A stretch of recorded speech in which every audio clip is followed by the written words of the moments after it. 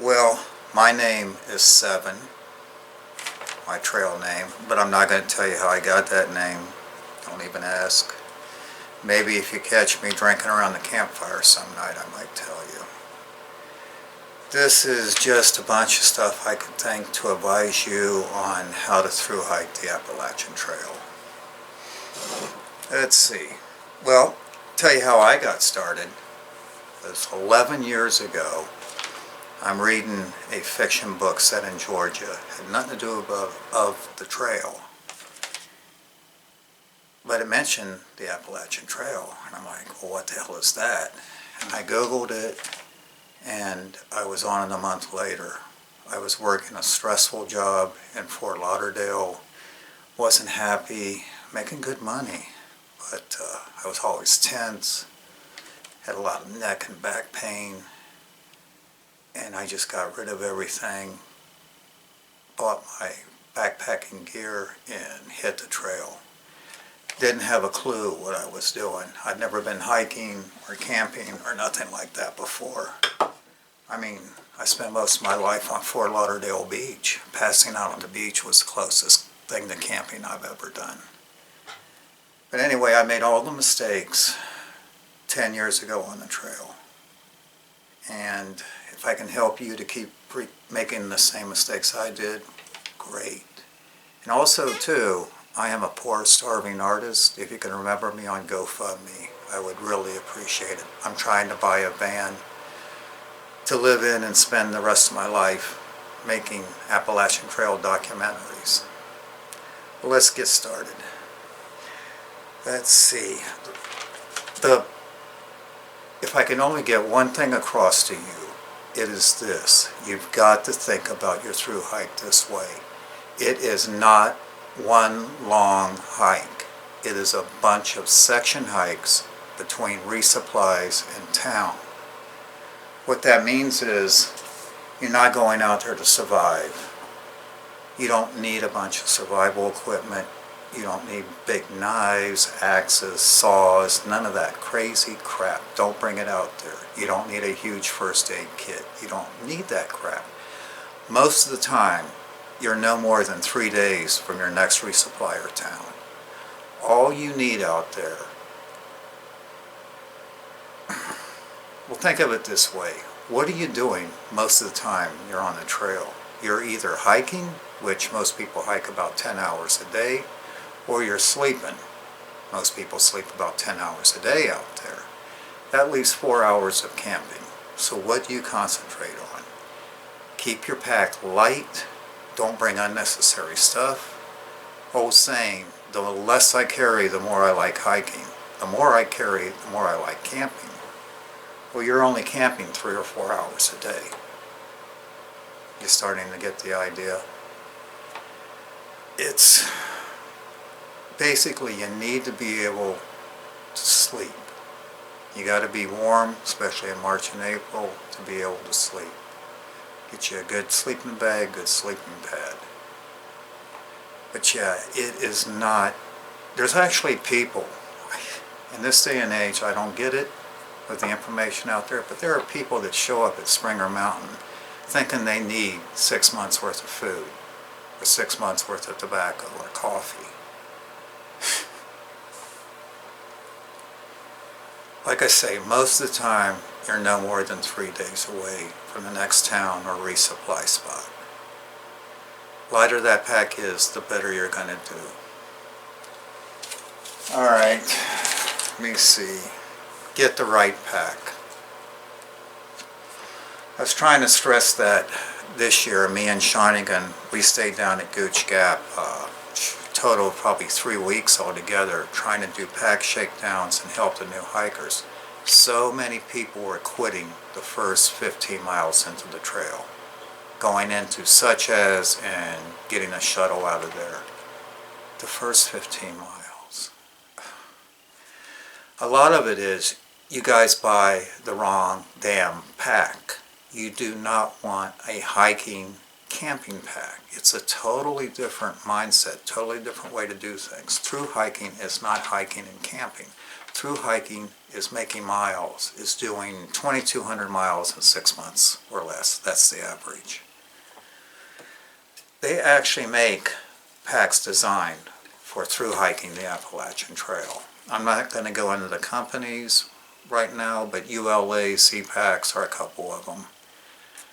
If your pack has a big wide hip belt and a top lid, you've got the wrong pack. The top lid, some people call it the brain. No. My pack weighs a little over 1 pound empty. If your pack weighs more than 2 pounds empty, again, you have the wrong pack. All you basically need is a bag with shoulder straps and a hip belt. But if you've already bought that pack, which I know a lot of you have, or you're using your brother's or father's pack or something, you can trim it down. First thing you do is get rid of that top lid. All that is more, another place where you're going to stuff more crap in there that you do not need. If your pack is 40 to 50 liters, that's all the bigger you need your pack to be for a through hike. Cut off the extra strap lengths. You don't need those. Cut off anything off that pack you're not using. Lighten it up the best you can. But I would really suggest getting a through hiking pack. By my pack weighing a little over 1 pound, and a lot of packs out there are 4 pounds, empty. Imagine what else I can have with that 3 pounds I just saved. 3 pounds is a lot. If you don't believe me, get some weights and pick up a 3 pound weight.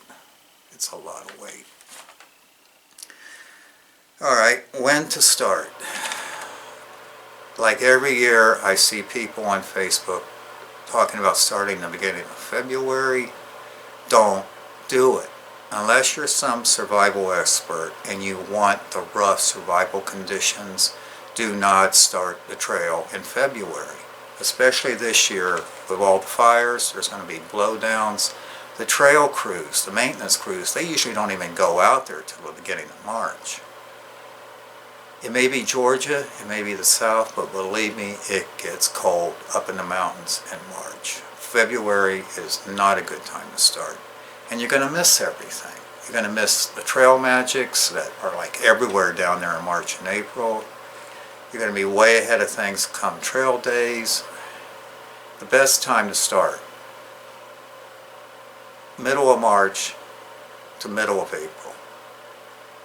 Get better weather. The trail crews have been through. But, like I say, if you want a survival thing, then go for it when you want. If you're the average hiker, wait at least until March. Now, I usually start out at the kickoff at Amamacola Falls, first week in March, but that's because I'm making a documentary and I'm not through hiking. Alright? Money. Boy, that's a big one. I get asked that so much. No, you cannot work your way up the trail and do a through hike. You could work your way up the trail, sure, but not a through hike. You don't have time for that crap. And what's the least amount of money I can do the trail on? All I know is from my experience, I usually have a budget of $5,000 for 6 months. And that gets a little tight.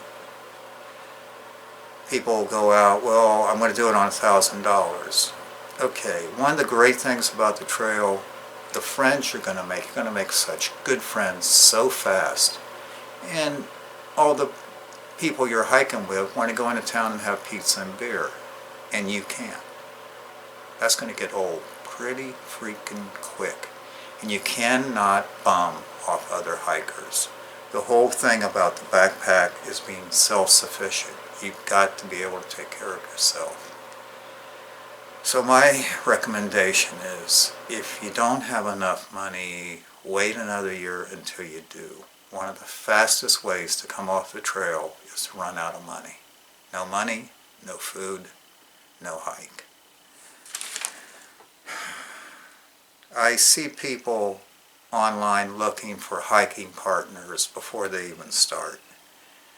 I do not recommend this. If you're starting in March and April, you're going to meet plenty of hikers, and you will naturally gravitate to people who are hiking your style and your speed.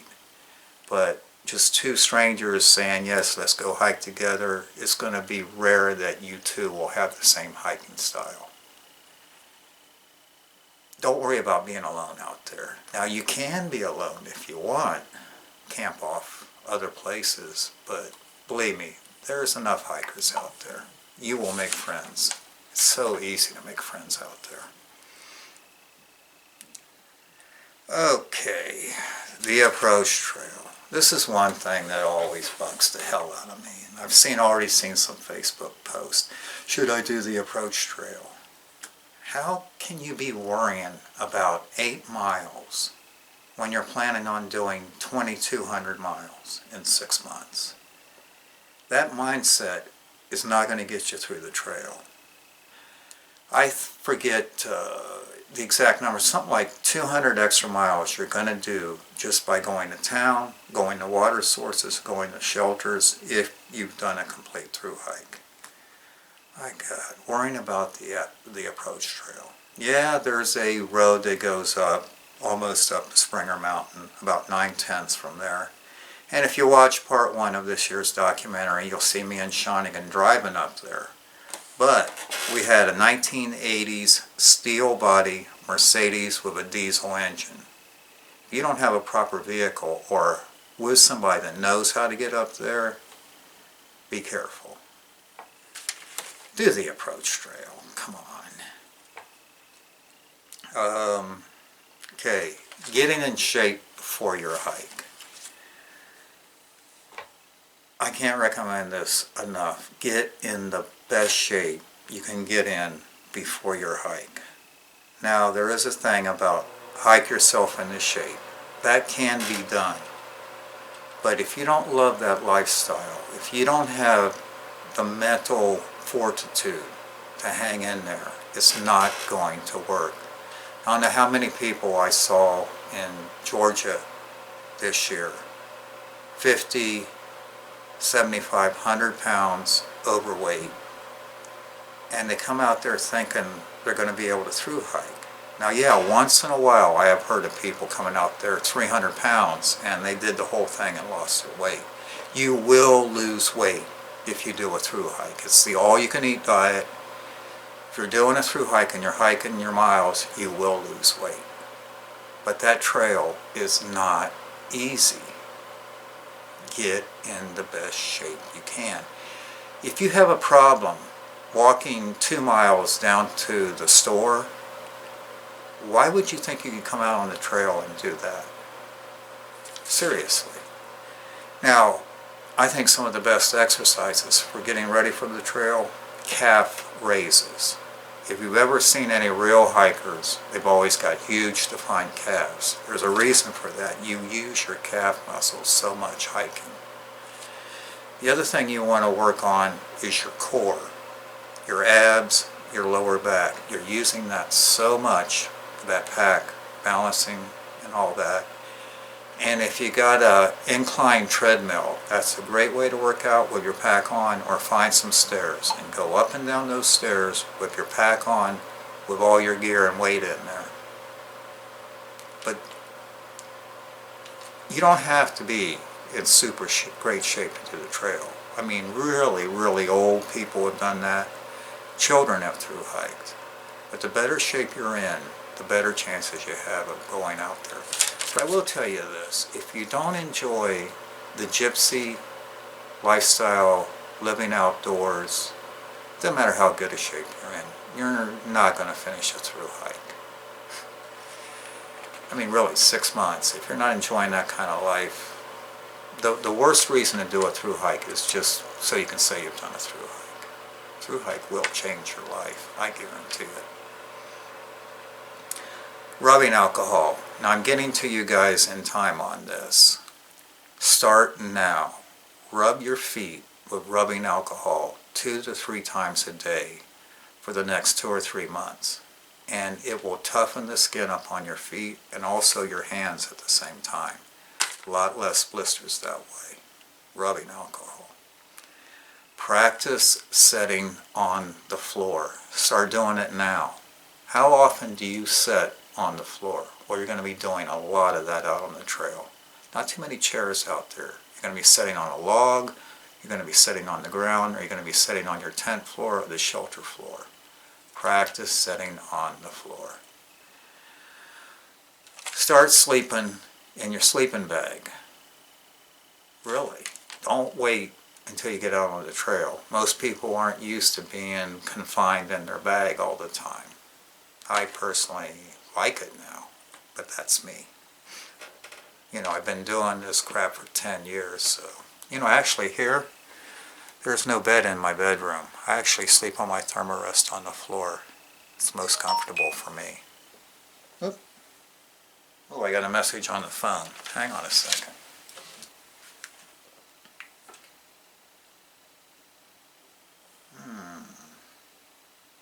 Nice. Never mind.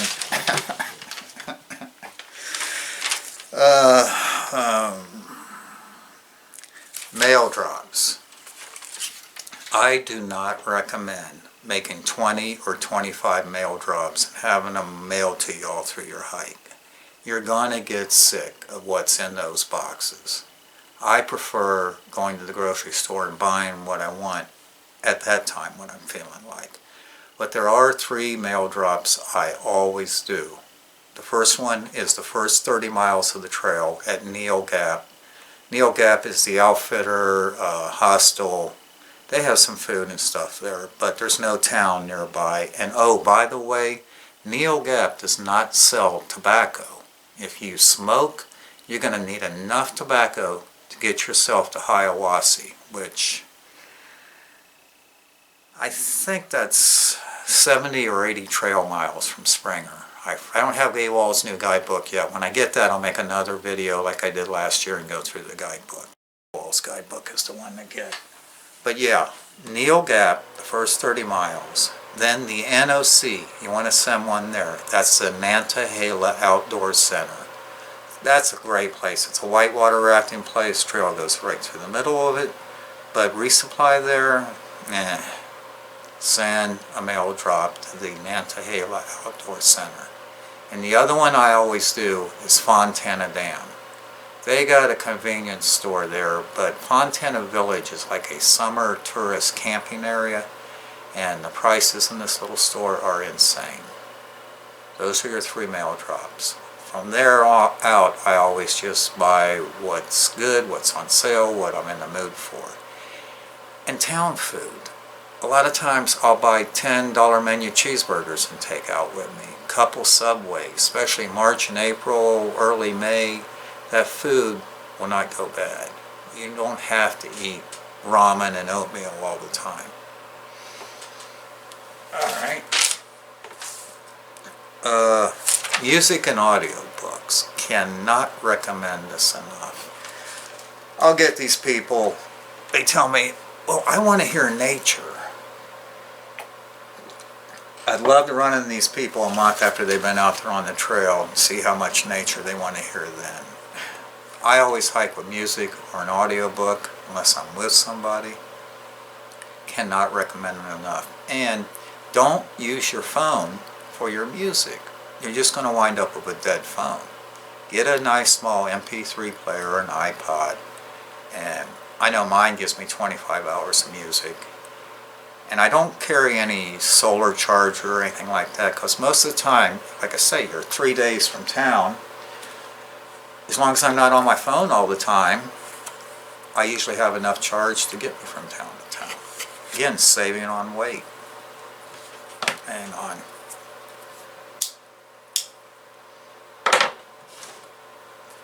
Oh. Never mind. Alright, what was I talking about? Right, don't do drugs. Oh yeah, music and audiobooks. I cannot recommend audiobooks enough. There are times during your through hike where you have to do absolutely nothing. I'm serious. You roll into town, your mail drop's not in yet. got to kill a day. You wake up in the morning, it's pouring down freaking rain. I, for one, will never set out in the rain unless I'm out of food. I'll wait it out. Another good reason to have a tent. Smoke a bowl, turn on an audiobook. Best way I know to kill time. Lightweight. Yeah, I kind of mentioned AWOL's guidebook. It's the one I recommend. It's the best one out there. Get AWOL's guidebook. Trail names. I've actually had a few people on YouTube comments ask me why trail names. When you come out on that trail, you're starting a different life. You're leaving the real world behind, which is what I like to call it. You take a new name, you can be who you want, and I guarantee you, by the time you get to Maine, you will be a different person. Trail names, a lot of times are given, but there's no rules set on this. If you got a good name, take it. You don't have to wait for somebody to give you one. Most of the time. Most of the time you get a name from doing something stupid. But if you got a cool name, just go for it. I mean, you got to live with it for 6 months, and if you're a repeat offender like me, I've been going by 7 now for almost 11 years. Tents versus shelters. I personally don't do shelters. I like my tent. It's under 2 pounds. If you watch my other videos, you know I have a Light Heart Gear tent. I think it's the best through hiking tent out there. Gives me privacy. Also, too, when you're sitting around the campfire at night and everybody's talking, having fun, you don't feel like staying up, well, hey, you go off to your tent and go to sleep. If you're sleeping in the shelter, you go to sleep when everybody else does. But yes, tent. Of course, one of my best reasons to have a tent is one of my favorite jokes. What is through hiker sex like? Intense. Intense. Alright, let me give you some shelter etiquette here. First come, first serve. These shelters are different sizes, basically the same layout. You're going to sleep on the floor. And you will reach a point where you can't squeeze anybody else in. If you're that late guy because you just had to get more miles in and you roll up at the shelter at 11 o'clock, put a freaking tent up. Don't bother everybody else in there. By the way, hiker midnight is usually around 9 o'clock. You'll adjust out there. There's not a lot of reason to stay up after dark. You get up with the sun, especially in summertime. But yeah, hiker midnight's right around 9 o'clock. Let me see. People who snore. Now, damn it, if you know you snore real bad, don't sleep in the damn shelters. Get a freaking tent and camp far enough off that you're not going to bother people. Damn. Headlamps. Make sure you get a headlamp with a red light. You do not want to be sitting in a shelter at night with your white light going around hitting everybody in the eyes, pissing people off, ruining their night vision. You get a red light, it doesn't hurt your night vision, and you can still see what you're doing. Now here's one. A lot of times it's raining, people coming in the shelter. First thing you really need to do if you're soaked through, you got to get out of those wet clothes, especially if it's cold out. Now when women need a change in the shelter, you freaking guys, you turn around and let them have their privacy. You want to get off the trail quick, let it get out that you're messing with the women in the wrong way. We do not need that out there, and it's usually self-correcting. Every now and then there's a guy or two out there, and other guys will take care of them. We want more women hikers out there. You treat them good, and when they need a change, you turn your freaking ass around and look the other way. Water sources at shelters. Boy, here's something you're going to really like. Some of these shelters, I swear to God, the water source, usually shelters will make you do a climb before you get to them. And you get to the shelter, you're like, oh, thank God I'm at the freaking shelter. Well, you still need water. Guess what? The water source is half a mile back downhill. I swear this happens more than you think. So what I do is I usually carry a 3-liter platypus and maybe another 2-liter. I'll make one trip so I got enough water for that night and the next morning till I get to the next water source. And a lot of these water sources you need to dip. Some might have a pipe in them. All that pipe means is just usually a small piece of PVC pipe so that you can fill, the water will come out, you can just hold it and fill your container up. A lot of sources don't have that. I usually use my coffee cup, a lightweight plastic coffee cup. You got to dip and put the water in. So don't go half a mile down there and you go, oh crap, I got no way to get, the water's 1 inch deep and I got no way to get it up. Remember, I've learned most of these things the hard way. Let's see. Oh boy, oh boy, oh boy.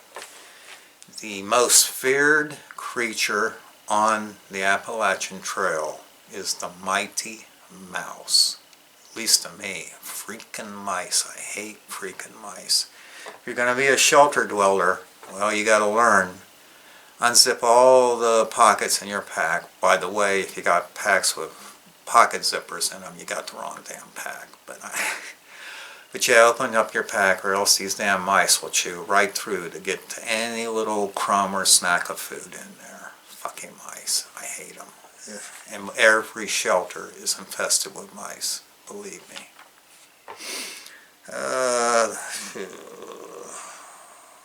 Bear bagging. I'm not going to go into that. But I will give you a tip. I know my first year, I was so worried about bears and all that worrying for nothing. I've never had a problem with bears or animals out there. Now the only real thing you got to be concerned about with bears is if you come across a mother bear with her cubs. But the best way to avoid that, and what I do is I always hike with my hiking poles. About every 50 feet, 100 feet, I'll go bang, bang. Those poles clashing together make an unnatural sound. And bears got pretty good hearing. Their sense of smell is incredible. Eyesight's bad, but their hearing's good. The mother will hear that and she'll be off the trail before you get there. Do not bring a bear bell.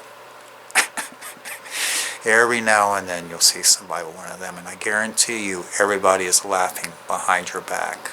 A bear bell. Don't do it. Just don't do it.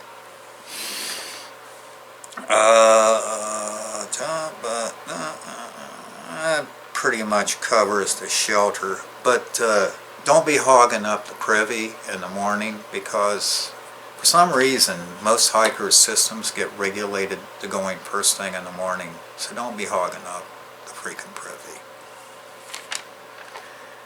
Oh yeah, the other thing too about shelters and sitting around the campfire, don't do politics or religion. People, all kinds of people come out here to do this trail from all kinds of places. We don't need your political views or your religious views out there. Just don't bring it up. Sunburn. Most of you, like me, here I'm in Washington State where the sun never comes out. When you're first out on the trail, it's not greened out yet. Trees are bare, and on days when the sun is out strong, you're gonna get sunburned. And boy, that always takes it out of me. So always, usually the first few days, bring a little sunscreen, and it'll save you a lot of pain, believe me. Athletic tape. I like athletic tape way better than duct tape. It's made to go next to your skin. Duct tape, moleskin is just a waste of your freaking money. I don't care where you put that moleskin at on your foot. By the end of the day, you take your boots or shoes off, that moleskin ain't where you put it. Duct tape, athletic tape is made to go next to your skin. If you got a blister, go all around your foot a couple times. That tape will stay there till you take it off. And it comes in really cool colors. I like athletic tape way better. Bandanas. The only cotton you should be carrying out there. Have 2 or 3. They come in handy for so many uses. Bandanas. A little trick I learned last year, wet wipes. Let them dry out and then just rehydrate them with a dash of water. You'll save so much weight, and yeah, wet wipes are a great thing to have out there, believe me. Plastic grocery bags. I always try to have 2 or 3 of those in my pack, and I get them new so they're not all messed up and you can fold them up pretty neat. They come in handy for a lot of things. I mean a lot of things. Catch me on the trail and I'll tell you a few ways to use grocery bags, and I'm not going to cover here. Like I've always said, do not get a freaking Nalgene. Nalgenes are a waste of money. They're bulky, they're heavy, and they only do one thing that other things won't do, a hot water bottle. Well, I guarantee you this. You think, oh yeah, I'll make a hot water bottle at night before I go to sleep. You're not going to be doing that. I've almost hardly ever seen that done. They're heavy, they're expensive, they're awkward. What you want is a smart water bottle, which, this is a shorty. I usually get the full 1 liter one, but they're long and thin. They'll fit in your side pack pocket, and you should be able to get it in and out and drink without taking your pack off. Smart water bottle.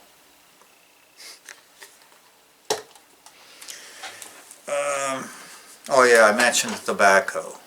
No tobacco until you get to Hiawassee. Neil Gap does not sell tobacco.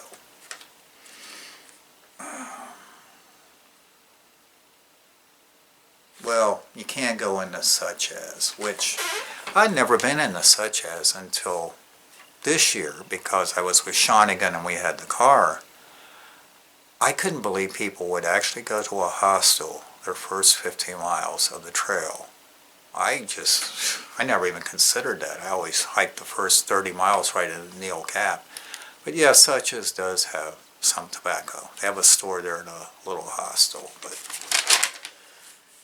anyway, hitchhiking.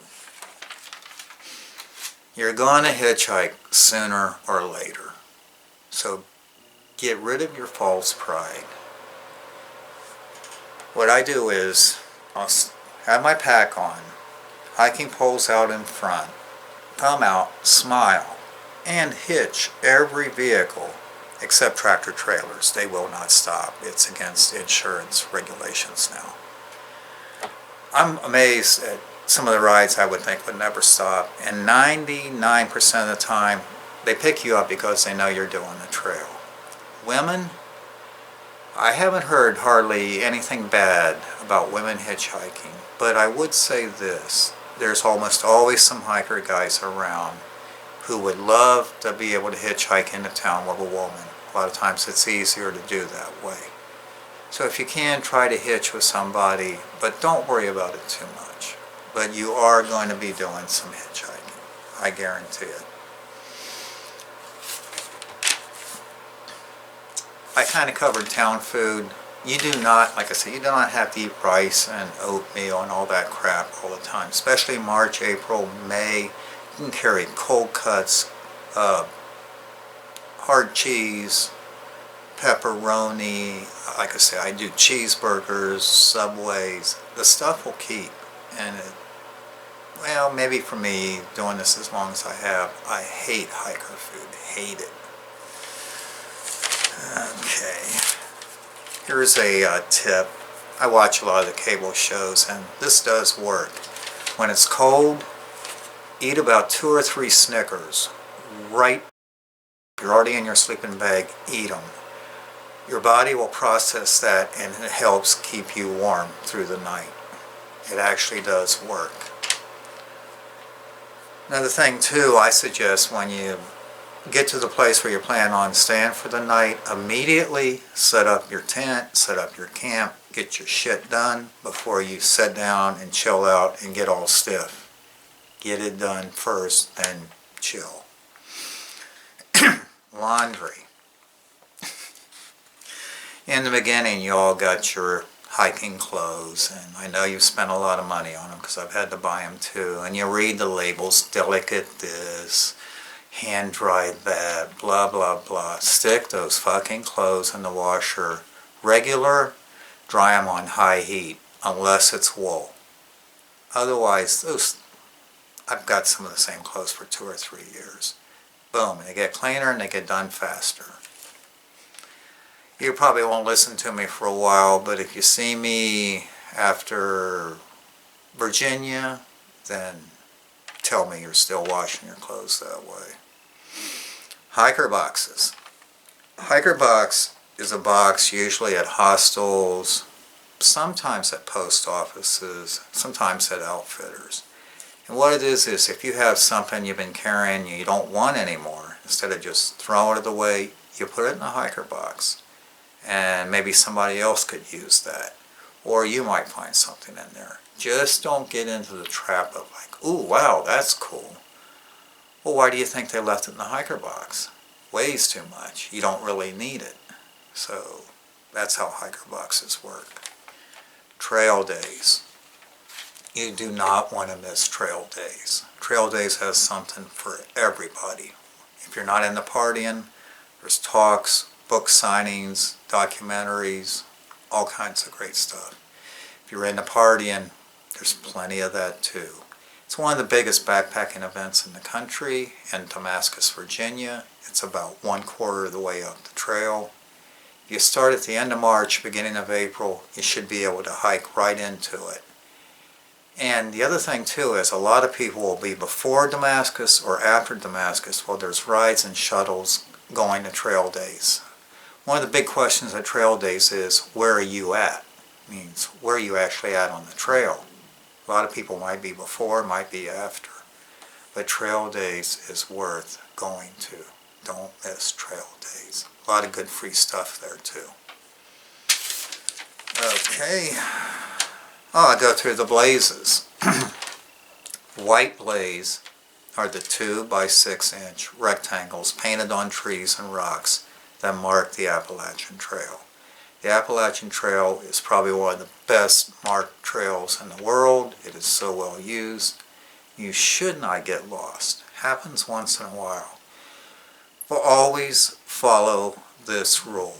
If you've gone a mile and you have not seen a white blaze, stop, turn around, go back until you do find a white blaze. And a lot of times, look back, because sometimes the blazes are painted on the other side of the tree for the southbounders. And I know my first year I'm thinking like, well, why don't they just use the same tree and paint on both sides? Well, a trail maintenance person told me if that tree goes down, falls down, you've lost 2 markers instead of just 1. But seriously, you think you've gone a mile and you have not seen a white blaze, you stop, you turn around, and you go back until you find that white blaze. But that's usually not a big problem. Blue blaze, same 2 by 6 inch. That usually marks the path to the water source, the trail to the shelter. Sometimes it'll be what's called a bad weather trail, meaning like Blood Mountain. There's the Freeman Trail. You can go up and over Blood Mountain, but if it's a huge rainstorm, snowstorm, you can go around instead of going up and over. So those are some blue blazes. Let's see, yellow blazing. That's when you hitchhike to skip part of the trail because you're following the yellow lines on the road instead of the white blazes. Green blaze. Green blaze is the same as safety meetings, means smoking marijuana. Now, my all-time favorite is pink blazing. Pink blazing is when you're with a woman on the trail. Pink blaze. And let's see, some other trail terms. Slack pack. Slack packing is when Usually you'll take a day pack and somebody will drive your pack, say 15 miles up the trail, and you'll just hike with like water and food and hike your 15 miles. That's slack packing. A zero. A zero is a day where you do absolutely no hiking. It's usually a rest day. Narrow is, say you've hiked 4 miles in a town and then you take the rest of the day off. That's a narrow. Yo-yo. That's when you hike from Georgia to Maine and immediately turn around and hike back to Georgia, or the other way around. Nobo. That means you're going northbound, Georgia to Maine. Sobo. That means you're going southbound, Maine to Georgia. And flip-flopping. Flip-flopping would be, for example, going from Georgia to Harper's Ferry, then taking a bus or something up to Maine and hiking from Maine to Harper's Ferry. That's flip-flopping. Sometimes that's the only way people can do it. I do not recommend that. One of the best things about this thru hike you're going to do, you're going to make some really tight, close friends. And when you flip, you leave them all behind. But if that's the only way you can go, then go that route. Yeah, I've kind of mentioned friends. I make lifetime friends out there every year. You're going to make some really good friends, I guarantee it. Hard times versus good times. Well, in my videos, I usually just show the really good times, and you hardly ever see when it's miserable. You're going to be miserable out there. It's just going to happen. You're going to have some hard, miserable times. It's just part of life out there. But it makes the small things, the good things, so much better. Like, to this day, every time I take a hot shower, I'm thankful. If I'm indoors looking out at bad weather, I'm thankful. I mean, believe me, you're going to have some hard times. And one rule is never decide to quit the trail while you're on the trail. Get into town, clean up, rest, sleep overnight, eat a good breakfast the next day, then think if you want to quit. Just be prepared. It's not all fun and games out there.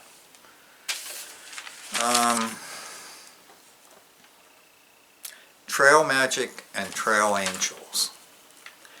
Anybody who is not hiking and helps a hiker is a trail angel, whether it be a ride, whether they give you food, or whatnot. Trail magic, which, wow.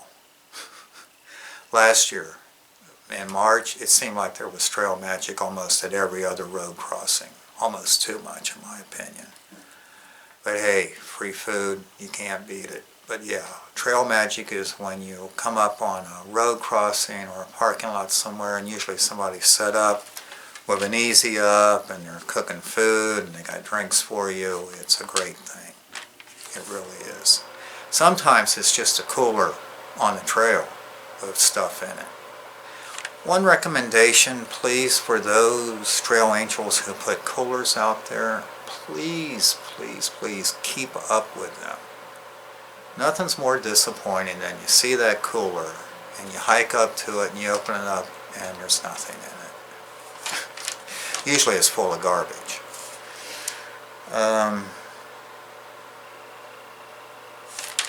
I'll leave you with this last bit of information.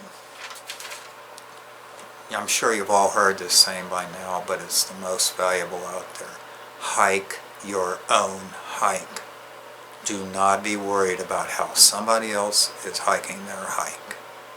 If they're hitchhiking every other day, don't worry about it. What does that have to do with you?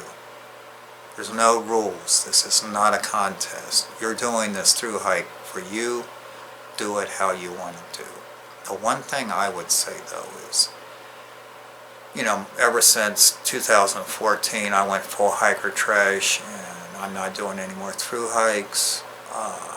I'll hitchhike a lot. Hell, this last year I had vehicle support most of the time. But I would never go around saying I'm thru hiking.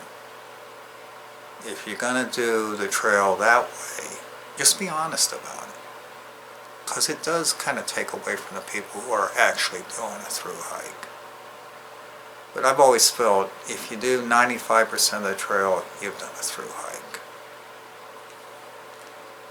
Well, don't worry so much. I know I did my first time before I ever did this. I'd wake up in the middle of the night and go, oh my God, I'm actually going to do this. But it is a great experience. You will come out the other end a better person. I cannot recommend it enough. Do a through hike. Anyway, thank you for supporting my videos. I noticed today I have hit 2 million views now on my channel, Hiker Trash Video, and I have over 9,000 subscribers. Never, ever thought it'd be like this. I just started this video stuff in 2013 to show my friends. Funny how life changes. Anyway, enjoy your hike. Later, people.